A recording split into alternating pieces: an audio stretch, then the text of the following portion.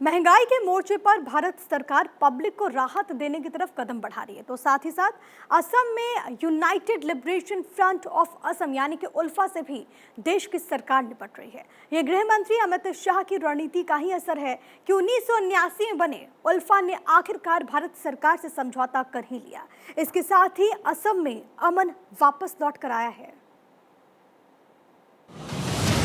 आज भारत सरकार, असम सरकार और United Liberation Front of Assam ULFA उसके बीच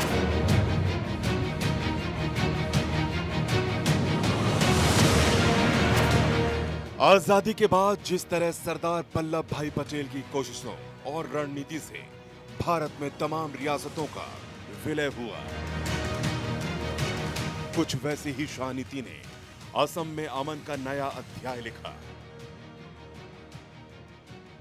यह अमित शाह की रणनीति का ही असर है कि असम का उग्रवादी संगठन उल्फा को भारत सरकार से समझौते के लिए मजबूर होना पड़ा। 29 दिसंबर की तारीख चुनी गई। अमित शाह की मौजूदगी में असम के मुख्यमंत्री हेमंता बिस्वा शर्मा के सामने उल्फा ने भारत सरकार के साथ शांति के समझौते पर दस्तखत कर दिए। और आज भारत सरकार, असम सरकार और United Liberation Front of Assam ULFA उसके बीच में जो ट्राई पार्टी समझौता हुआ है, इससे असम के सभी हथियारी ग्रुपों की बात को यहीं पर समाप्त करने में हमें सफलता मिल रही है। नए साल से पहले असम में अमन का नया सूर्योदय होगा, क्योंकि शाह की नीतियों ने असम के उल्फा को समझौते के लिए तैयार कर लिया।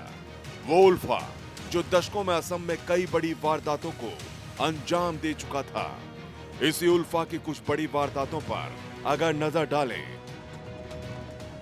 तो 1990 में उल्फा ने व्यवसायी लॉर्ड स्वराज पॉल के भाई सुरेंद्र पॉल की हत्या की थी।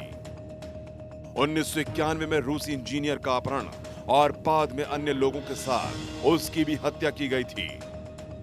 1997 में सामाजिक कार्यकर्ता और वरिष्ठ भारतीय कूटनीतिज्ञ का अपहरण कर हत्या का आरोप भी उल्फा पर है। 1997 में ही असम गण परिषद के सीएम प्रफुल्ल कुमार महंत की हत्या की कोशिश भी उल्फा कर चुका है। साल 2000 में नगेन शर्मा की हत्या उल्फा ने की। 2003 में असम में काम कर रहे बिहारी मजदूरों की हत्या से भी उल्फा के हाथ रंगे हैं। 15 अगस्त 2004 में कुछ बच्चों समेत बम विस्फोटों में 15 लोगों की हत्या उल्फा की वजह से हुई। जनवरी 2007 में 62 हिंदी भाषी मजदूरों की हत्या का इल्जाम भी उल्फा के सिर पर है। 15 मार्च 2007 गुवाहाटी में बम ब्लास्ट में 6 लोग घायल हुए थे, जिसमें उल्फा का हाथ था। लेकिन अब यही उल्फा भारत सरकार से समझौते के बाद असम में शांति का नया सूत्रधार बनेगा। ये असम और नॉर्थ ईस्ट की शांति के लिए बहुत महत्वपूर्ण है। आज इस एमओयू के माध्यम से उल्फा के प्रतिनिधियों ने सभी हथियार और गोला बारूद को आत्मसमर्पण करने के लिए, सशस्त्र संगठन को भंग करने के लिए, कैडरों के कब्जे वाले सभी शिविर को अति शीघ्र खाली करने के लिए और लोकतांत्रिक प्रक्रिया में शामिल होने के लिए, देश की एकता और अखंडता में सहभागी होने के लिए सबने सहमति दी है। ये मेरे लिए बहुत आनंद का विषय है। बदलते हुए असम की तरक्की में उल्फा भी विकास का गवाह बनने जा रहा है। शाह की नीतियों और असम सरकार की कोशिशों ने उल्फा को केंद्र से समझौते के लिए मजबूर कर दिया। अब आगे की राह यह है